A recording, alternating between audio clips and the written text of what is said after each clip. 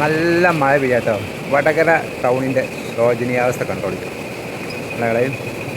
ചെളിക്കുളമാണ്, ചെളിക്കുളം. സ്നേഹിതന്മാരെ, എല്ലാവർക്കും നമ്മുടെ പുതിയ വീഡിയോയിലേക്ക് സ്വാഗതം കേട്ടോ. അപ്പോൾ NH-66 ദേശീയപാത വികസനത്തിൽ ഇപ്പോൾ ഞാനുള്ളത് നമ്മുടെ കോഴിക്കോട് വടകര റീച്ചിൻ്റെ കാഴ്ചകളാട്ടോ. വടകര റീച്ചിൽ വടകര ടൗണിലുള്ള വർക്കിൻ്റെ കാഴ്ചകളാണ് ഇന്നത്തെ വീഡിയോയിൽ. അപ്പോൾ എല്ലാവരും സപ്പോർട്ട് ചെയ്യുക, ലൈക്ക് ചെയ്യുക, സബ് ചെയ്യാത്തവർ സബ് ചെയ്യാനും മറക്കല്ലേ. നമുക്ക് നോർത്ത് വടകര ഭാഗത്ത് നിന്ന് അങ്ങോട്ട് തുടങ്ങാം. അപ്പോൾ നമുക്ക് ഇവിടെ വർക്ക് എന്തൊക്കെയായി എങ്ങനെയൊക്കെയായി നോക്കണ്ടേ. ഒരുപാട് ബുദ്ധിമുട്ടി യാത്രകൾ ചെയ്യുന്ന ഒരു ഏരിയ കേട്ടോ. സർവീസ് റോഡിലൂടെ ഒക്കെ ഇത്രയും ബുദ്ധിമുട്ടിയിട്ട് നമ്മുടെ NH-66 വേറെ എവിടെയെങ്കിലും യാത്ര ചെയ്യേണ്ടോ വെച്ചിട്ടുണ്ടെങ്കിൽ ഞാൻ പറയില്ല എന്നിട്ടോ. അത്രയും കാലമായി, ഒരു 3 കൊല്ലത്തോളമായി ഇതുപോലെ ബുദ്ധിമുട്ടി യാത്ര ചെയ്യുന്ന നമ്മുടെ വടകരക്കാർ, അതുപോലെ വടകര കൂടി പോകുന്ന ആളുകളും. അതിൽ നിന്ന് വ്യത്യസ്തമായി നമ്മുടെ ഈ ഫ്ലൈ ഓവറിൻ്റെ അണ്ടർപാസിൻ്റെ അപ്പുറത്തെ ഭാഗത നമ്മളൊരു പുതിയ കാഴ്ച ഉണ്ട് കേട്ടോ. അവിടെ നമ്മുടെ അപ്രോച്ച് റോഡിൻ്റെ വർക്ക് പ്ലെയിൻ ബ്ലോക്കൊക്കെ വെക്കാൻ തുടങ്ങിയിട്ടുണ്ട്. അപ്പുറത്ത് ആ കട്ടകൾ കണ്ടില്ല ഞങ്ങൾ. അങ്ങനെ ഒരു മാറ്റം ഇവിടെ കൊല്ലങ്ങൾക്ക് ശേഷം നടന്നു എന്ന് പറയാം. ഇതൊക്കെ വാർത്ത് വെച്ചിട്ട് എത്ര കാലമായി എന്നറിയാം.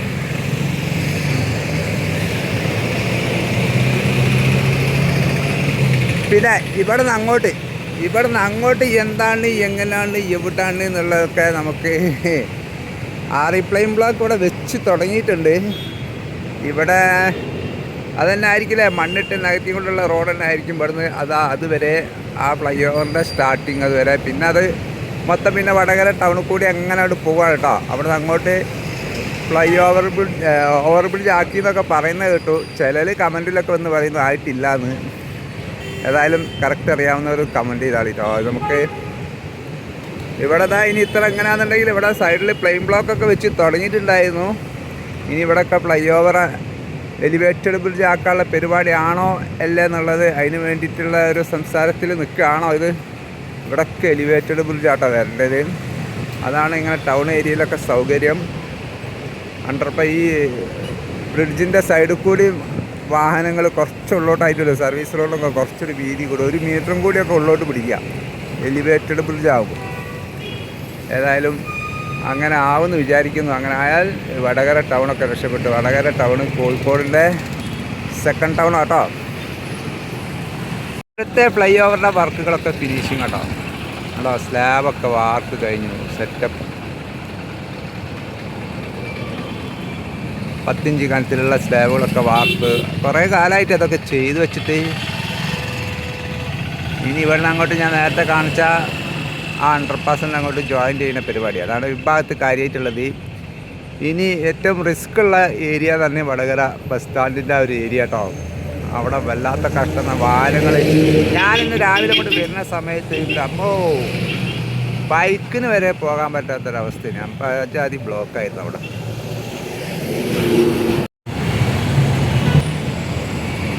വടകര ടൗൺ ജംഗ്ഷനിലെ കാഴ്ച കേട്ടോ. ഇവിടേക്ക് ഏത് സമയത്തും ബ്ലോക്ക് തന്നെയാണ്. ഇവിടെ കണ്ടോ, അവിടെ ആ സർവീസ് റോഡിൽ നിന്ന് വരുന്ന വാഹനങ്ങളൊക്കെ എത്ര ഈ നട്ടുച്ച സമയത്തൊക്കെ ഇത്ര ബ്ലോക്ക് എന്ന് പറഞ്ഞിട്ടുണ്ടെങ്കിൽ കണ്ടോ അവിടെയൊക്കെ ഒരു രക്ഷയില്ല. ഇവിടെ ഈ ഫ്ലൈ ഓവർ ഇതുവരെ കൊണ്ടുവച്ചിട്ട് കാലം കുറേ ആയി. ഇനി അതിൻ്റെ മുകളിലുള്ള വർക്കൊക്കെ ഇതിൻ്റെ തൊട്ടടുത്ത ദിവസങ്ങളിലൊക്കെ ആയിട്ട് അങ്ങോട്ട് കഴിഞ്ഞതാട്ടോ. ഈ ഗാഡർ നല്ല നീട്ടമുണ്ടല്ലോ, 40 മീറ്ററോളം നീളമുണ്ട് അല്ലേ വാഹനങ്ങൾ ഈ പോകുന്നത്. അത് പ്രത്യേക ഒരു ഗാഡറിനൊക്കെ തമ്മിൽ സെൻട്രൽ ഭാഗത്ത് വരെ ജോയിൻ്റ് ഉണ്ട് കേട്ടോ. കേട്ടോ, മറ്റുള്ള ഗാഡറുകളൊക്കെ ഒന്നും അങ്ങനെ കുറവാണ്. ഏതാ അതിനോട്ടിട്ട് ആ ചെറിയ ആ സെൻട്രൽ ഭാഗത്ത് ഒരു ജോയിൻ്റ് ഉണ്ട്. ഇതിന് 3 എണ്ണം വരുന്നുണ്ട് കേട്ടോ. അപ്പുറത്തേക്കുള്ള 1. സാധാരണ നമ്മുടെ ക്യാൻസിൻ്റെ വർക്കിലൊന്നും ഇങ്ങനെ കണ്ടില്ല കേട്ടോ. സെൻട്രൽ ഭാഗത്ത് തമ്മിലുള്ള ഒരു സപ്പോർട്ട് കണ്ടിട്ടില്ല. ഏതായാലും വടകര ടൗണിൽ ഇവിടെ ഏകദേശം വർക്കൊക്കെ കഴിഞ്ഞതാണ്. വർക്കുകൾ നടക്കാനുള്ള അപ്പുറത്തെ ഭാഗത്തേക്കാട്ടോ. അവിടെയാണ് ഫുള്ള് ബ്ലോക്കും കാര്യങ്ങളൊക്കെ നടക്കുന്നത്. നമുക്കിനി വർക്ക് നടക്കുന്ന ഭാഗത്ത് എന്തൊക്കെയാണ് കൈകാര്യങ്ങളെന്ന് പോയി നോക്കാം കേട്ടോ. ഇവിടെയാണ് വർക്കുകളൊക്കെ കാര്യമായിട്ട് നടക്കാനുള്ളത്. ഇവിടെ എവിടെ ക്യാമറ തിരിച്ചാലും ഫുള്ള് ബ്ലോക്കും കാര്യം വാഹനങ്ങളും കേട്ടോ. ഞാനിവിടെ നടുക്ക് ഭാഗം കുറച്ചൊരു കാലിലുള്ളൊരു ഏരിയയിൽ നിൽക്കുകയാണ്. അല്ലോ, ഈ ഇതിലൂടെ വേണം അങ്ങോട്ടും ഇങ്ങോട്ടുമുള്ള വാഹനങ്ങൾ മൊത്തം അങ്ങോട്ട് പോകാൻ. അപ്പോൾ നമ്മുടെ ഇവിടുന്ന് ഫ്ലൈ ഓവറിൻ്റെ എലിവേറ്റഡ് ബ്രിഡ്ജ് വീണ്ടും ഇവിടുന്ന് സ്റ്റാർട്ട് ചെയ്യാന്നുള്ള ഞാനൊരു ന്യൂസിൽ ഇങ്ങനെ കണ്ടിട്ടോ, ഒരു ഇതിൽ കണ്ടതാണ്. അപ്പോൾ അതുകൊണ്ട് ഞാൻ ഇവിടുന്ന് അങ്ങോട്ട് ഫുള്ള് എലിവേറ്റഡ് ബ്രിഡ്ജാണെന്ന് പറഞ്ഞ് കഴിഞ്ഞൊരു വീഡിയോ ചെയ്തിരുന്നു കേട്ടോ. പിന്നെ അതിൽ കമൻറ്റിൽ വന്നു എലിവേറ്റഡ് ബ്രിഡ്ജ് അല്ല, ഇത് മണ്ണിട്ട് നമ്മുടെ ആ പ്ലെയിൻ ബ്ലോക്ക് വെച്ചിട്ട് തന്നെയുള്ള വർക്കാണെന്നാണ് കമൻറ്റിൽ. എന്താണെന്ന് കറക്റ്റ് അറിയില്ല. ഇതിന് വേണ്ടിയിട്ടാണ് അവിടെ പൈലിങ്, സൈഡ് വാളിൻ്റെ ഉറപ്പിന് വേണ്ടിയിട്ടാണ് അവിടെ പൈലിങ് നടത്തുന്നത്. മണ്ണ് ഉറപ്പിക്കാൻ വേണ്ടിയിട്ടുള്ള പൈലിങ്ങാണ്. അവിടെ വ്യത്യസ്തമായൊരു പൈലിങ് മെഷീനാണ് ആ ഭാഗത്തുള്ളത്. അപ്പോൾ അതിന് വേണ്ടിയിട്ടാണെന്നാണ് പറഞ്ഞത്. അപ്പോൾ അതറിയാവുന്നവർ, കറക്റ്റ് അറിയാവുന്നവരൊന്ന് കമൻറ്റ് ചെയ്ത് അറിയിട്ടോ.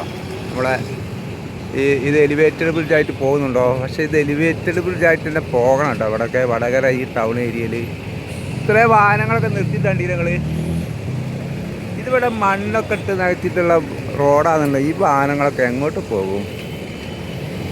ചിന്തിക്കാൻ പറ്റില്ല. ഇവിടെയൊക്കെ എലിവേറ്റഡ് ബ്രിഡ്ജ് ആണെന്നുണ്ടെങ്കിൽ പാർക്കിങ്ങിന് നല്ല സൗകര്യം ഉണ്ടാവും കേട്ടോ.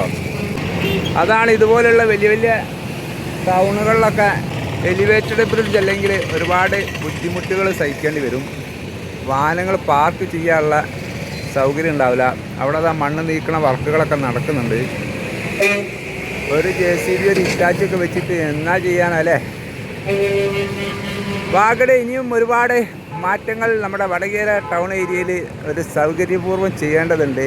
വാഗടിൻ്റെ എൻജിനീയർമാരും നമ്മുടെ വടകര നഗരസഭയുടെ ഓഫീസർമാരെ കൂടി തന്ത്രപൂർവ്വം തന്നെ ഇവിടെ നീങ്ങേണ്ടതുണ്ട് കേട്ടോ. യാത്രകൾ പോകുന്നത് ഇപ്പോഴത്തെ രണ്ട് ഭാഗത്തും സർവീസ് റോഡും ഒക്കെയാണ്.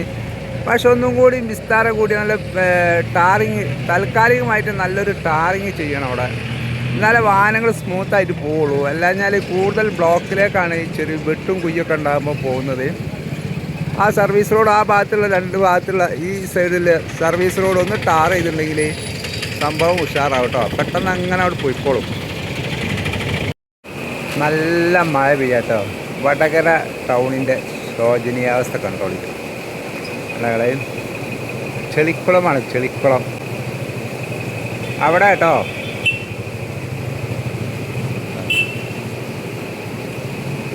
ഈ മഴയൊക്കെ ഇങ്ങോട്ട് പെയ്യുമ്പോഴത്തേക്ക് വാഹനങ്ങളവിടെ കുടുങ്ങും കേട്ടോ. ഇങ്ങനെ കുറച്ച് തളം കെട്ടി നിൽക്കുന്ന വെള്ളം കണ്ടാൽ പിന്നെ കാറുകാർ സ്ലോ ആയി. അവർക്ക് പേടിയാണ്. അവർ കാറുകാർക്ക് അവരുടെ എന്തെങ്കിലും ചെറിയൊരു സ്ക്രാച്ച് വന്നാൽ പോലും അവർക്ക് സഹിക്കാൻ പറ്റില്ല. അപ്പോൾ അവിടെ സ്ലോ ആയി. പിന്നെ ബ്ലോക്കിൻ്റെ ഒരു കളിയായി. റോഡിൻ്റെ അവസ്ഥ ഉണ്ട് നിങ്ങൾ വടകര ടൗൺ ഏരിയയിൽ. ആ വടകര ടൗൺ ആ നേരത്തെ വീഡിയോ എടുത്ത ആ ഭാഗമാട്ടോ. മഴയും കൂടി അവിടെ പെയ്ത് കഴിഞ്ഞിട്ടുണ്ടെങ്കിൽ പിന്നെ ഇവിടുത്തെ അവസ്ഥ വല്ലാത്ത കഷ്ടം തന്നെ കേട്ടോ.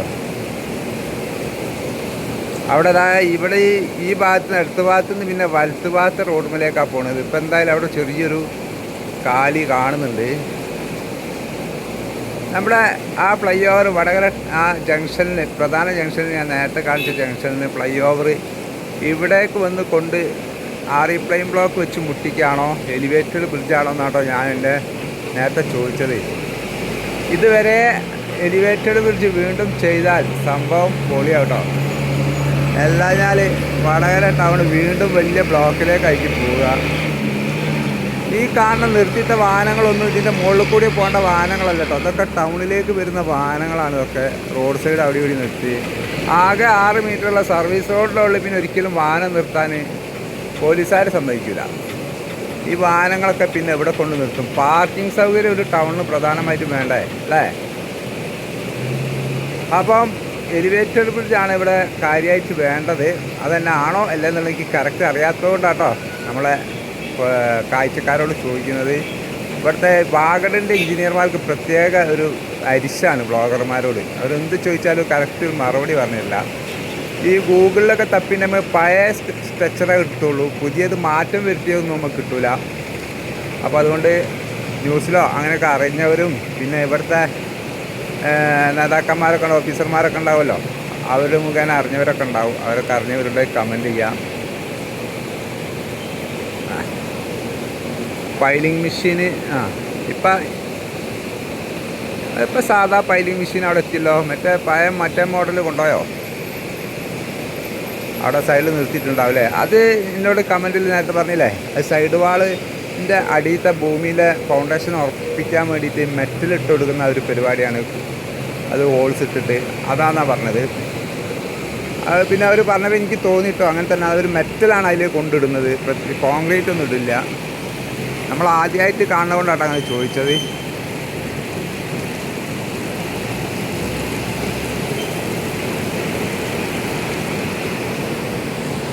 ഞാനേ മഴ പെയ്തപ്പോൾ ഇവിടെ ഒരു ബിൽഡിങ്ങിൻ്റെ ഇവിടെ അങ്ങനെ കയറി നിന്നേനി. പിന്നെ എനിക്ക് തോന്നി ഇതിൻ്റെ മുകളിലേക്ക് കയറാൻ പറ്റുമെന്ന്. അങ്ങനെ കേട്ടോ ഞാൻ ഇങ്ങോട്ട് വന്നത്. അപ്പോൾ അതുകൊണ്ട് എനിക്ക് ഇവിടുത്തെ കാഴ്ചകളൊക്കെ മൊത്തം അങ്ങോട്ട് കാണാൻ പറ്റും. അത് നല്ലൊരു സീനാണല്ലോ. യെസ് അല്ലേ. ഇങ്ങനെ വന്നിട്ട് നമുക്ക് ടൗണിലേക്ക് വാവ്. അതാണ് നമ്മുടെ എലിവേറ്റഡ് ബ്രിഡ്ജ് അവിടെ വരുന്നതിൻ്റെ ജോയിൻറ്റ്. അവിടെ നിന്ന് ഇങ്ങോട്ട് ഏകദേശം എത്ര ഉണ്ടാവും അറിയാം? ഒരു കിലോമീറ്റർ ഇല്ല, ഒരു 700 മീറ്റർ 600 മീറ്ററൊക്കെ ഉണ്ടാവുള്ളൂ. അവിടെ നിന്ന് അങ്ങോട്ടില്ലെങ്കിലും കുഴപ്പമില്ല, അവിടെയൊക്കെ വർക്ക് ആരംഭിച്ചോ. അവിടെ നിന്ന് അപ്പുറത്തേക്ക് എലിവേറ്റഡ് ബ്രിഡ്ജ് ഇല്ലെങ്കിലും വലിയ കുഴപ്പമില്ല, അവിടെയൊക്കെ അണ്ടർ പാസുകളൊക്കെ കൊടുക്കുന്നുണ്ട്, അത് മതി.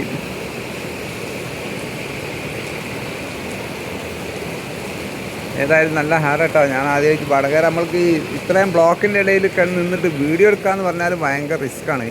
മഴ പെയ്തതിനെ കൊണ്ട് ഈ ബിൽഡിങ്ങിൻ്റെ മുകളിൽ കയറി വീഡിയോ എടുക്കാൻ തോന്നി. അതുകൊണ്ട് ഏതായാലും വീഡിയോ ഫുള്ളാക്കാനായി. വടകര ടൗണിൻ്റെ കിഴക്ക് ഭാഗമുള്ള കാഴ്ചയാണിത്.